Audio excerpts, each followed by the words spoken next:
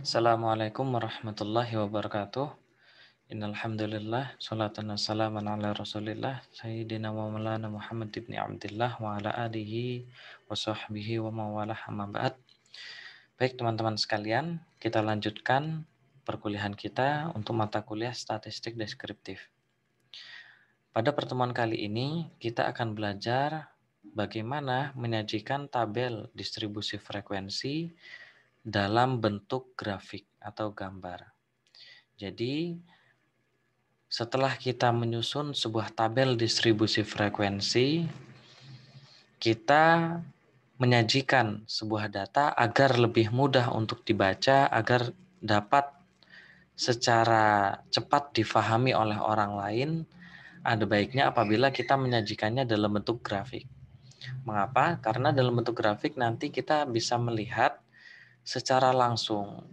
Misalnya frekuensi yang terbanyak dimiliki oleh siapa, kemudian nilai yang terbesar diraih oleh siapa dan lain sebagainya. Jadi tidak membutuhkan waktu yang lama apabila kita menggunakan grafik atau diagram di dalam penyajian datanya.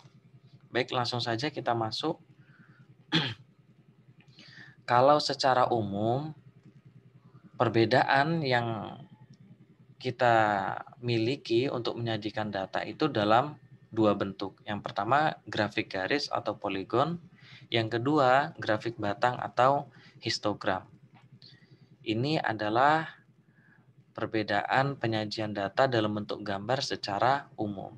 Akan tetapi sekarang ketika kita menggunakan perangkat Excel misalnya, Microsoft Excel, di sana ada banyak sekali varian grafik yang bisa kita gunakan dan caranya sangat mudah.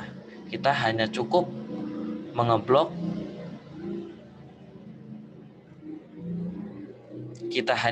mengeblok tabel distribusi frekuensi kita, kemudian kita tinggal memilih grafik apa yang akan kita gunakan. Yang paling pas, yang paling sesuai dengan data yang kita miliki apa, tinggal kita klik saja.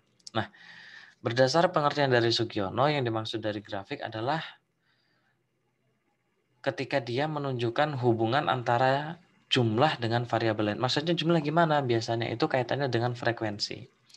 Karena di dalam tabel distribusi frekuensi pun kita sudah mengklasifikasikan data berdasarkan jumlah frekuensi yang dimilikinya, maka ketika kita menyajikan dalam bentuk grafik, perbedaannya ada di sana.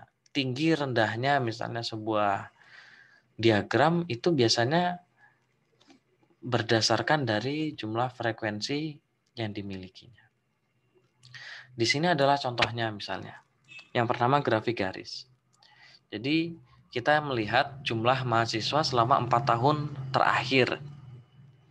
Ada laki-laki dan perempuan. Di sana diberikan keterangan yang warna biru itu laki-laki, warna merah perempuan. Ternyata jumlahnya berdasarkan grafik tersebut seketika pun kita bisa melihatnya. Maksud seketika itu secara langsung pun kita bisa melihatnya. Bahwa jumlah perempuan jauh di atas jumlah laki-laki. Dan kenaikan dari jumlah mahasiswa laki-laki itu tidak sebanyak kenaikan dari jumlah perempuan. Hanya berada di kisaran 100, tidak sampai 200 di sana. Selama 4 tahun terakhir, dari 2013 sampai 2017. Tetapi kalau yang perempuan, dari yang awalnya jumlahnya 400, dia bahkan melebihi 500. Berarti kenaikannya itu sangat signifikan apabila dibandingkan dengan jumlah mahasiswa yang laki-laki. Jadi di sini kita bisa melihat kalau grafik itu biasanya memang dia menunjukkan variabel yang digunakan itu waktu ya. Jadi bisa kita lihat misalnya pergerakannya itu dari tahun ke tahun apakah meningkat atau menurun seperti itu. Lebih mudahnya itu menggunakan garis seperti ini. Sebab dengan garis kita bisa mengetahui barang kenaikan sedikit pun berarti kan garisnya itu agak naik sedikit seperti itu. Dapat langsung kita ketahui. Ini sebagai salah satu contoh yang umum digunakan. Kemudian yang selanjutnya grafik batang. Grafik batang seperti ini. Ini data yang disajikan sama dengan yang tadi. Berbeda kan? Kalau yang tadi itu dapat kita lihat secara apa namanya, ya ini juga mudah seperti itu. Dan memang subjektif masalah kemudahan itu, tinggal kalian lebih merasa pas yang mana. Di sini kalian bisa melihat ada tabel yang kiri ketika dia digabungkan antara jumlah perempuan dan laki-laki, karena di sana langsung secara keseluruhan ya seperti itu. Misalnya dari tahun 2013-2014 contohnya. Saya coba ini kan. Misalnya jumlahnya di sini ada 400 mahasiswa. Itu ya ternyata ya apa namanya 100-nya itu laki-laki, sedangkan 300 lainnya itu perempuan, seperti itu. Di sini digabungkan. Lain halnya dengan tabel yang di sampingnya, itu disejajarkan. Seperti itu. Di sini pun bisa kita lihat, oh ternyata dari selisih ini kita ketahui bahwasannya jumlah mahasiswa perempuan selalu lebih tinggi daripada jumlah laki-laki. Kalau mau membandingkan biasanya ya membandingkan menggunakan tabel yang sebelah kanan ini. Menggunakan tabel yang sebelah kanan ini seperti itu. Akan tetapi kalau juga ingin menyertakan jumlah secara keseluruhan, karena ini sudah digabungkan seperti itu ya, kemudian dibedakan dari warnanya ya jumlah tabel yang sebelah kiri ini seperti itu. Tidak ada yang lebih baik antara tabel atau grafik satu dengan yang lain, hanya disesuaikan dengan kebutuhan kita saja. Kemudian grafik yang selanjutnya, histogram dan poligon. Ini gabungan ya, histogram dan poligon. Jadi kalau histogram ini batang seperti itu, kemudian apa namanya, kalau poligon itu dia mengambil nilai tengahnya. Nilai tengah ya diambil nilai tengah, kemudian baru dibuat garisnya seperti itu. Jadi bisa dikatakan ini kombinasi.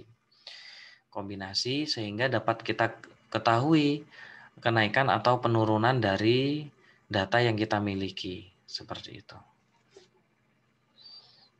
Kemudian ada juga OGIF. OGIF itu distribusi frekuensi kumulatif yang menggambarkan diagram dalam sumbu tegak seperti ini.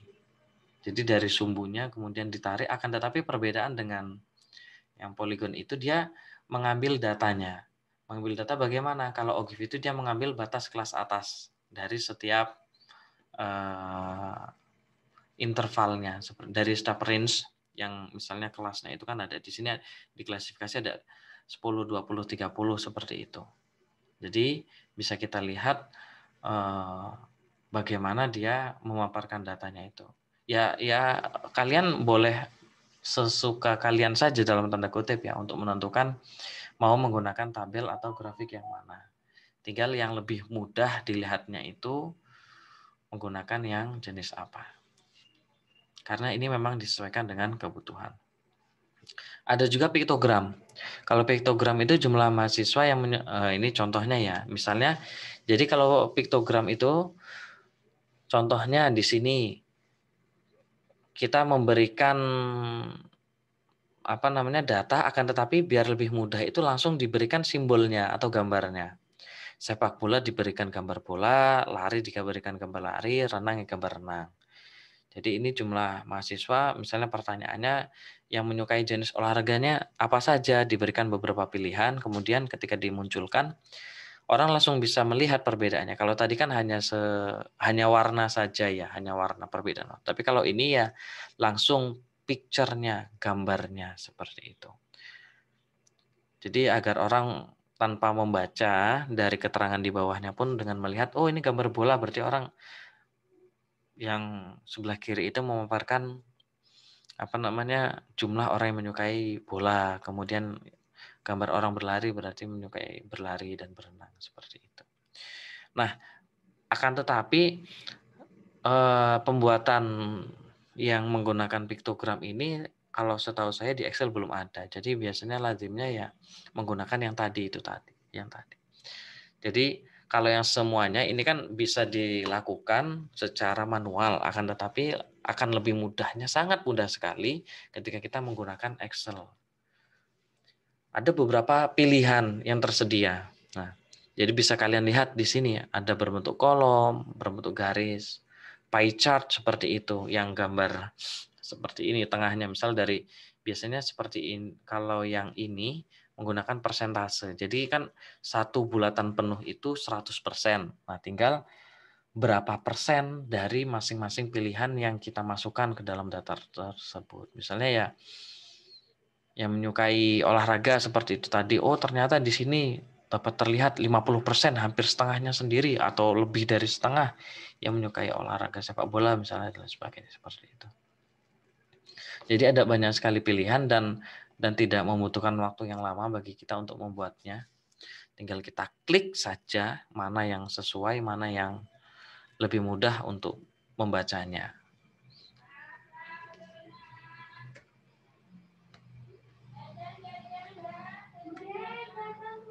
Nah, ini contohnya tinggal di blok seperti ini.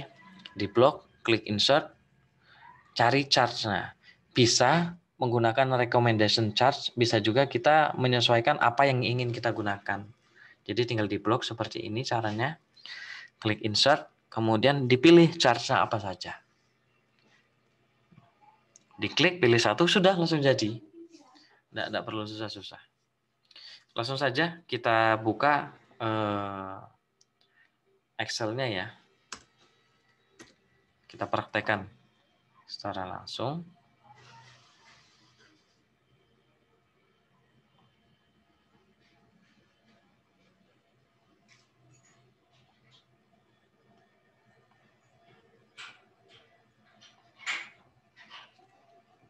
Nah, ini adalah data yang kita miliki kemarin. Jadi setelah ini silahkan teman-teman nanti membuka data yang kemarin sudah kalian kerjakan untuk membuat tabel distribusi frekuensinya agar tidak perlu membuat lagi. Nah, di sini kolomnya itu data yang kita miliki. Nah, dikarenakan kita ingin memasukkan ke dalam diagram tersebut dalam bentuk nilai interval yang sudah jadi, seperti itu. Sudah jadi itu maksudnya dia berada dalam satu tabel, disebabkan kemarin kita masih belum membedakannya ya di sini. Nah, karena di Excel itu tidak bisa secara langsung seperti ketika kita memiliki data. Nah, seperti ini, walaupun kita sudah tahu ini adalah jarak intervalnya ya, dari 60 sampai 64, 65 sampai 69, 70 sampai 74. Akan tetapi ini perlu kita masukkan ke dalam satu tabel. Jadi lebih baik kita copy saja. Kita kopikan di sampingnya. Copy agar antisipasi kalau melakukan kesalahan seperti itu. Nah, ini data yang kita miliki yang akan kita hitung. Kita buat satu kolom lagi. Di sini klik kanan, insert, masukkan di sini interval. Jadi kita ingin memasukkan dua kolom ini di dalam satu kolom saja. Dan di sini kita klik sama dengan, kemudian kita pilih ini concatenate. Concatenate itu adalah join several text string into one text string. Jadi dari dua kolom itu menjadi satu kolom. Concatenate kita klik. Kemudian kita klik yang bawah ini. Kemudian kita klik titik koma, atau di beberapa Excel yang lama itu menggunakan koma saja. Kemudian tanda titik 2 di atas, tanda stripnya yang akan kita masukkan nanti. Ada petik lagi, titik koma lagi, atau di beberapa Excel itu yang lain yang keluaran yang bukan terbaru itu biasanya koma saja. Kemudian kita klik yang atas ini, tutup kurung, enter. Nah, jadi langsung muncul seperti ini. Ini adalah penyajian data dari yang samping ini, hanya ditambahkan stripnya ini saja. Jadi untuk menunjukkan intervalnya. Sudah, langsung kita blok saja. Muncul seperti ini, langsung. Nah, kemudian data yang 3 ini karena sudah kita miliki dari jumlah kelas dan yang sebelumnya ini bisa kita hide. Kita hidden saja. Kemudian ini kita muncul. Kita perbesar terlebih dahulu.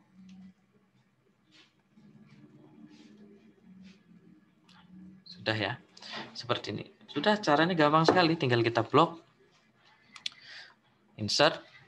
Bisa langsung kita pilih, misalnya kita menggunakan kolom ya. Nah, ini langsung muncul di bawahnya. Ini yang dua dimensi. Kok digital? Ini yang 3 dimensi. Nah, biasanya yang menarik itu menggunakan 3 dimensi seperti ini. Tinggal kita pilih mana yang sesuai. Kita klik, sudah jadi. Bahkan kita bisa memilih, nah, tinggal kita pilih mana yang bagus untuk penyajiannya. Kita pilih yang ini ya, agar nampak realistis. Nah, sudah seperti ini. Jadi data yang kita miliki, nanti ini formatnya bisa kalian ubah-ubah, bisa kalian sesuaikan. Bisa kalian sesuaikan formatnya. Misalnya kalian nggak mau menampilkan garis ini pun dihilangkan bisa. Seperti itu.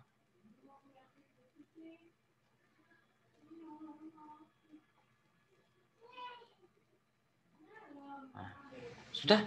Ini salah satu contohnya. Kemudian kalau kita mau menampilkan dari jenis yang lain, sama kita blok terlebih dahulu, insert, cari misalnya menggunakan yang ini ya. Nah, di sini kita menggunakan yang ini. Nah, jadinya seperti ini. Kita taruh di mana ini?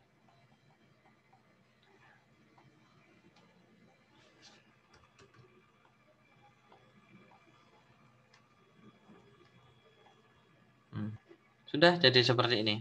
Ini yang 3 dimensi. Ini 3 dimensi tadi itu. Nah,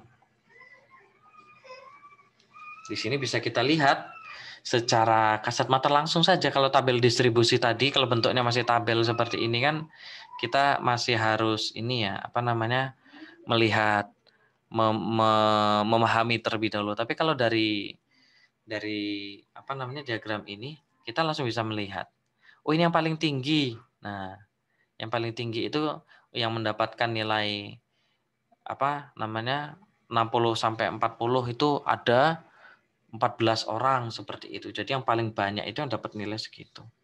Yang mendapatkan nilai 90 sampai 94, oh ternyata tidak sampai 2 orang, berarti 1 orang kan seperti itu. Nanti ini pun pengaturan bisa kalian sesuaikan.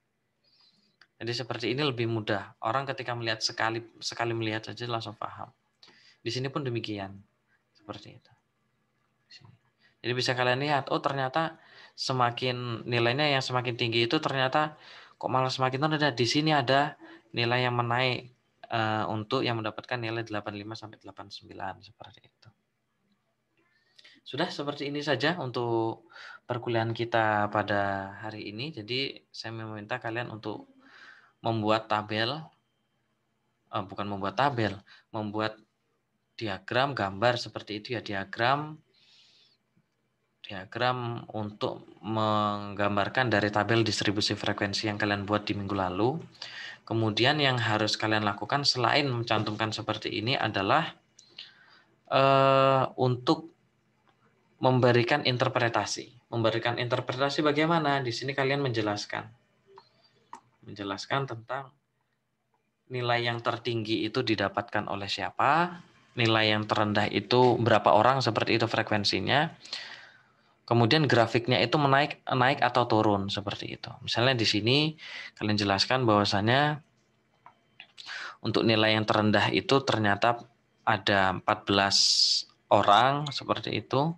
Kemudian yang nilai tertinggi ada 1 orang, nilai maksimal dan minimalnya. Kemudian grafiknya dia itu semakin tinggi nilainya, semakin naik atau semakin turun seperti itu.